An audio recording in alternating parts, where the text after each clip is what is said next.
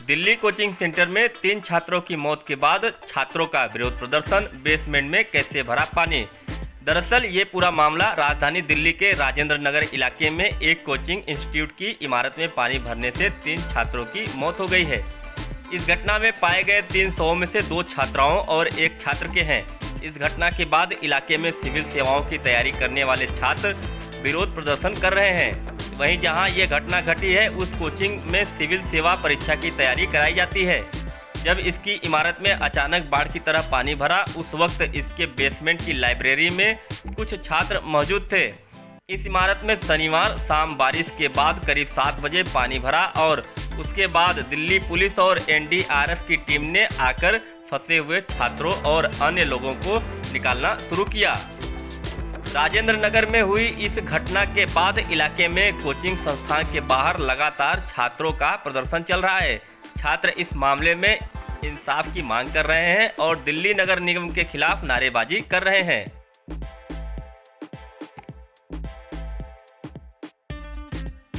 MCD प्रशासन कार्रवाई करे, क्योंकि यहाँ पे स्टूडेंट्स के साथ जो हुआ है, बेसमेंट में जो खुला हुआ है यहाँ पे इलीगल तरीके से चल रहा है, कोई सेफ्टी मेजर्स है नहीं और सीवर लाइन के पर नीचे से कहीं पास हो जा रही चीजें। तो अब जो वो चीजें हैं उनको सेफ्टी नॉर्म्स तो फॉलो, एमसीडी कैसे नक्शा पास कर देता है, कैसे चीजें कर रहा है, तो चीजें बंद होनी चाहिए।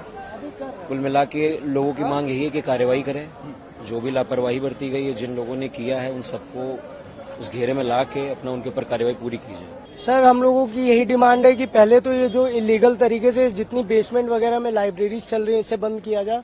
उसके बाद एमसीडी अपना आगे ड्यूटी देखे कि यहाँ पे उसकी कहाँ पे गलतियां हो रही है, कहाँ पे उनको सुधार करना चाहिए, क्योंकि ये पानी आज से नहीं जमा हो रहा है। यहाँ पे बहुत पहले से पानी जमा हो रहा है और बहुत पहले से यहाँ पे लोग शिकायत भी करते आए हैं, क्योंकि पिछले साल जब बरसात हुई थी तो यहाँ पे कार वगैरह ऐसे बह रही थी। तो उस चीज को इन लोगों को देखना चाहिए और 1 साल में अभी भी ये लोग कुछ नहीं किए। अभी आप देख लीजिए यहाँ पे इतना पानी लगा हुआ है हर तरफ। तो हम लोगों का बस यही है कि इस समय स्टूडेंट्स की बात सुने और कोई मतलब हाई ऑफिशियल अथॉरिटी अभी यहाँ नहीं आई, कोई भी, बस ये बताया जा रहा है कि अभी आएंगे, बात हो रही, डिटेन किया गया है या जो भी किया गया है वो हम लोगों को क्या बता रहे हैं, क्या नहीं बता रहे हो, हम लोगों को उतनी जानकारी नहीं है। बस ये चीज है कि जो चीज लीगल तरीके से चल रही है उसको बंद कराया जाए।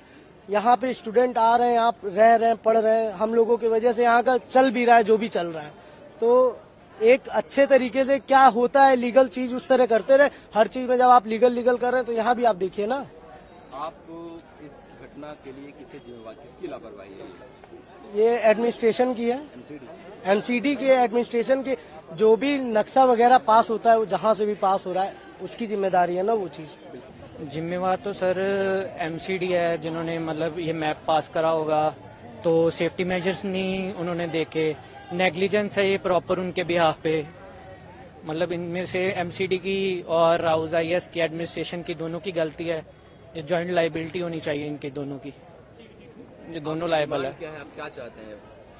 हमारी डिमांड है भी, एक बार हम जैसे रात से ही यहीं प्रोटेस्ट कर रहे हैं, तो किसी ने भी आके, कोई हायर ऑफिशियल आके, किसी ने भी हायर अथॉरिटी ने हमसे एक बार भी बात नहीं करी। डेथ टोल तक नहीं हमें कंफर्म करा गया है। हमें एक्सपेक्टेशंस है कि डेथ टोल में भी इससे ज्यादा हो सकता है, क्योंकि बहुत 2-3 लोगों की न्यूज अभी फ्रेंड्स सर्कल में आ रही है कि अभी तक मिसिंग है। तो अभी पता नहीं चल रहा। हमें एक्सपेक्टेशन अब ये लग रहा है कि डेथ टोल और हो सकता है, क्योंकि उस टाइम पे यहाँ पे बैरिगेटिंग कर रखी थी जब रेस्क्यू चल रहा था एनडीआरएफ का, तो कोई भी वहां जा नहीं सकता था, तो किसी को मतलब कुछ नहीं पता। जो हमें पुलिस ने बताया है हम मतलब वही मान रहे हैं अभी। तो जैसा कि अभी यहाँ से ऑफिशियल बताया गया है कि 3 लोगों को अभी ऑफिशियल यहाँ पे बताया गया है, लेकिन ये एकदम एग्जैक्ट डेटा नहीं है। यहाँ पे एग्जैक्ट डेटा नहीं दी गया है। 3 नहीं, यहाँ पे करीबन 20 से 25 लोग स्टूडेंट इसमें नीचे गए हुए हैं जिनका अभी तो कोई पता नहीं है।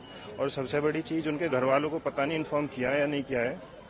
ये जो कोचिंग सेंटर है राव आईएएस, उसने ये रेस्पॉन्सिबिलिटी से काम किया है। उनके घर वालों को अभी तक कोई इन्फॉर्मेशन है या नहीं, हमें इसकी भी अभी कोई नॉलेज नहीं है। सबसे दूसरी बड़ी बात, राव आईएएस का कोचिंग जो भी ऑफिशियल है, जो भी हेड है, उसने आके अभी तक कोई ऑफिशियल स्टेटमेंट नहीं दिया इसके रिगार्डिंग कि क्या करना है, हमें क्या स्टेप लेना है। एमसीडी यहाँ पे कोई इतना अच्छा रोल प्ले नहीं कर रही है कुछ भी। कोई भी गवर्नमेंट है, जो गवर्नमेंट है वो भी यहाँ पे आई है गवर्नमेंट, उसने भी अभी तक किसी बच्चे से आके, किसी तरह से, यहाँ स्टूडेंट है जो कि अभी धरना प्रदर्शन पे बैठे हुए हैं, उनसे आके कोई बात नहीं की है।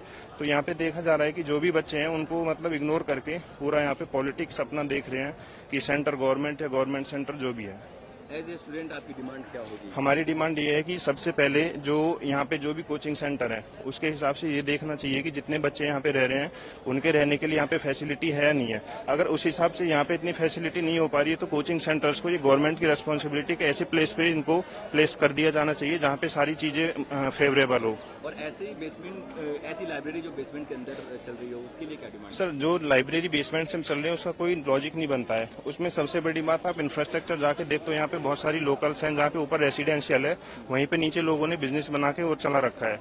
वहाँ पे जब जाते हैं तो 1 से 1.5 फीट का उसमें निकलने का रास्ता नहीं होता है, सबसे पहला बात। दूसरी एग्जिट प्लान कोई नहीं होता है, फायर एग्जिस्टेंस कुछ नहीं होता है उसमें। यहाँ पे इतना रिस्क लिया जा रहा है बच्चों के साथ। यहाँ पे पता नहीं जो इंफ्रास्ट्रक्चर ये पास करते हैं उसके बाद ये गवर्नमेंट जो है जो भी एमसीडी यहाँ पे देखती है सब इंफ्रास्ट्रक्चर प्लान को, वो आके यहाँ पे उस चीज पे मतलब प्लान को देखती क्यों नहीं है जो बन गया है। उसके बाद जो प्लान वो पास करते हैं अथॉरिटी से जो भी होता है उसके बाद उसको वेरीफाई कैसे कर देते हैं, और उसके बाद वेरीफाई किया है तो उस पर आके ध्यान क्यों नहीं देते हैं दोबारा। यहाँ पे बच्चों के फ्यूचर के साथ खिलवाड़ किया जा रहा है। यहाँ पे जो बच्चे कल एडमिनिस्ट्रेशन लाइन जो देश के लिए कल काम करेंगे, आज जब वही सेफ नहीं है तो देश कैसे सेफ हो सकता है यहाँ पे आगे। हालांकि दिल्ली सरकार एक्टिव कल नजर आई, आतिशी ने लेटर लिखा चीफ सेक्रेटरी को कि आप 24 घंटे के अंदर हमें रिपोर्ट सौंपिए। वो सिर्फ उन्होंने बोला है, लेकिन अभी तक एज ए ऑफिशियल अभी तक उस समय देखने को नहीं मिला है। वो सिर्फ आए, यहाँ पे आए, थोड़ी देर के लिए आए, जो रेस्पॉन्सिबिलिटी एक काम होता है सिर्फ आने के लिए कि हम लोग यहाँ पे आए हैं और जैसा हम चाह रहे हैं उस तरह से ऑफिशियल चीज ऐसे कुछ भी नहीं हो। इतना डिले हो रहा है जो सेंटर जैसी चीज है, अगर इतना डिले होगा तो यहाँ पे कैसे काम होगा। जब सेंटर जो दिल्ली कैपिटल है,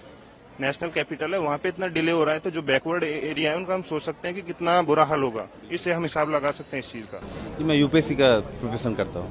ये जो कल यहाँ पे हादसा हुआ है 3 बच्चों के साथ, जी क्या आप लोगों को इसके बारे में कब पता चला, कब यहाँ पे जो एडमिनिस्ट्रेशन पहुँचा, पुलिस पहुँची, जो रेस्क्यू ऑपरेशन हुआ, इसके बारे में हमको एक्चुअली जो खबर जो मिल रहा है कि सो मीन्स 7:30 के लगभग जो है मीन्स इन लोग को जानकारी मिला कि सो, और ये लगभग उसके बाद आ गए और आके जो है फिर रेस्क्यू हुआ। मैं जो मेन चीज़ इस बारे में एक चीज़ बात करना चाहता हूँ कि अगर आप इस पूरे इलाके को देखेंगे, चाहे आप करोल बाग हो गया, राजेंद्र नगर हो गया, जितने भी लाइब्रेरी है मोस्ट ऑफ द लाइब्रेरी वो हाईली कंजस्टेड है।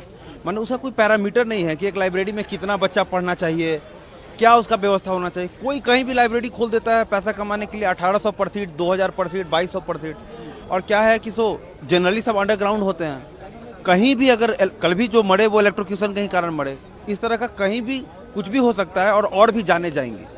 तो मेरा ये कहना है कि मैं मानता हूँ कि यहाँ पे यूपीएससी सिविल सर्विसेज का काफ़ी सारा कोचिंग सेंटर है, यहाँ पे काफ़ी लोग हैं। एक बिल्कुल एक पैरामीटर होना चाहिए कि भाई लाइब्रेरी खोलो तो 20 सीट का, 40 सीट का, 50 सीट का, कहीं से भी कहीं पे भी जो है लाइब्रेरी खोल देते हैं। और ऐसा है कि फ्यूचर में भी अगर इस तरह का घटना हो तो कैजुअलिटी जरूर होगा। मैं ये कह सकता हूँ दावे के साथ। आप लोग स्टूडेंट से कितने बजे आप लोगों को इसके बारे में पता चला, और कितने बजे जो है यहाँ पे एडमिनिस्ट्रेशन, अगर हम राहत कार्य की बात करें तो कितने बजे जो है पुलिस पहुंची या डीएफएस पहुंची यहाँ पर? जी एक्चुअली मैं रहता हूँ न्यू राजेंद्र नगर में। मैं यहाँ से एक्चुअली 10-15 मिनट, मुझे थोड़ा लेट पता चला 8:30 बजे, लेकिन मुझे जब पता चला, मैं एक्चुअली जो अतुल गर्ग जी हैं जो वो फायर डिपार्टमेंट के हैं, मैं उनको सुन रहा था। वो कहे कि तो 7:20 में हमको इन्फॉर्मेशन मिला और हम रैपिडली आके पहुंच गए। तो मुझे एग्जैक्ट टाइमिंग मुझे नहीं पता, टू वेरी फ्रैंक, लेकिन उन्होंने जो अपना ये दिया वो 7:20 का अपना बताया था कि उनको वो इन्फॉर्मेशन मिला।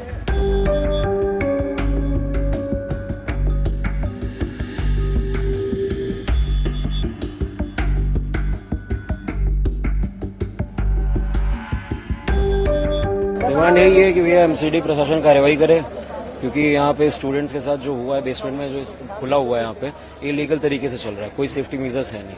और सीवर लाइन के पर नीचे से कहीं पास हो जा रही चीजें, तो अब जो वो चीजें हैं उनको सेफ्टी नॉर्म्स तो फॉलो, एमसीडी कैसे नक्शा पास कर देता है, कैसे चीजें कर रहा है, ये चीजें बंद होनी चाहिए। कुल मिला के लोगों की मांग यही है कि कार्रवाई करें, जो भी लापरवाही बरती गई है, जिन लोगों ने किया है उन सबको उस घेरे में ला के अपना उनके ऊपर कार्रवाई पूरी की जाए।